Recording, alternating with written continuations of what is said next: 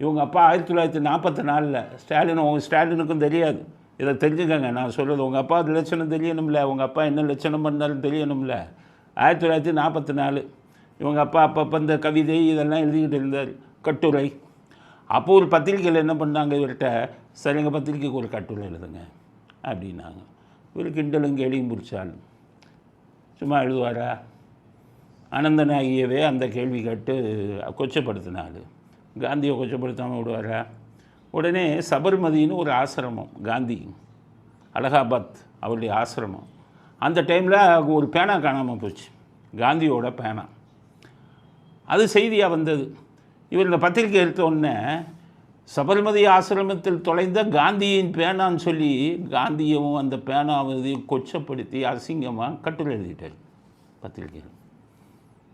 காங்கிரஸ்காரெல்லாம் பார்த்தாங்க, சுதந்திரம் கிடைக்கிற டைமு காந்தி எப்படி எழுதிட்டாங்க, இந்த கருப்பு சட்டக்கார பயிலுங்க உதைக்கணுமே அப்படின்னு காங்கிரஸ்காரன் பூரா திரண்டுட்டான். காங்கிரஸ்காரனா இன்றைக்கி இருக்கிற செல்வ பெருந்தைய காங்கிரஸ் இல்லை, ஒரிஜினல் காங்கிரஸ். இது ஆன்டி சோஷியல், சமூக விரோத காங்கிரஸ். கொலைகேசில் சம்மந்தப்பட்டவனை பூரா தூக்கி தலைவராக போட்டுருக்காங்க. அப்போ உணர்வோடு இருந்தவன் காங்கிரஸை தேடினான், கருணாநிதி எங்கே பார்த்தாலும் உதைக்கணுமேனு தேடினான். அப்போ பாண்டிச்சேரிக்கு அண்ணாதுரை, இப்போ ஈவே ராமசாமி, கருணாநிதி எல்லாம் போனாங்க. கருணாநிதி அதில் போய் இந்த தொலைஞ்ச பேனாவை பற்றி பேசினார். மீட்டிங் முடித்த உடனே காங்கிரஸ்காரன் பூந்து அடித்த அடி கருணாநிதிக்கு, கருணாநிதி செத்த பணம் மாதிரி விழுந்துட்டார். ஈவே ராமசாமி அண்ணாதுரையும் இருக்கிற இடம் தெரியாமல் ஓடிட்டாங்க, அவரை தேடினாங்க. இல்லை, கருணாநிதி என்ன ஆச்சு அப்படிங்கிறத 2 பேரும் கண்டுக்கலை. கருணாநிதி பயந்து ஓட்டி அடித்த அடியில் ஒரு வீட்டு உள்ளே போய் நுழைஞ்சிட்டார். அங்கே 2 பெண்கள் இருந்தாங்க, யாரோ அடிக்க வந்து உள்ளே நுழைஞ்சிட்டான்னு விட்டாங்க.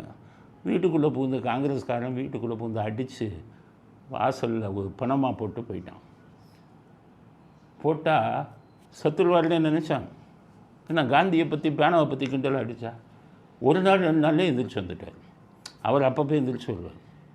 இப்போ நீங்கள் 2000 1900 இவங்க ஜெயலலிதா இருந்தாங்களே 92 93, அதுக்கப்புறம் இல்லை இந்த சுனாமியெல்லாம் வந்து அந்த பீரியடில் 93லேருந்து அவருக்கு இந்த நோய் ஆரம்பித்தது. இப்போ என்னென்னா வீட்டில் பேசிக்கிட்டே இருப்பார், திடீர்னு மயங்கி விழுந்துடுவார். அப்படியே இப்போ இது பண்ணி பார்ப்பாங்க.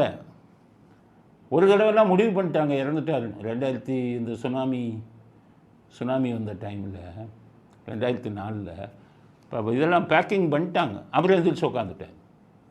இது மாதிரி அப்பப்போ சாகிற மாதிரி விழுவார், எந்திரிப்பார்.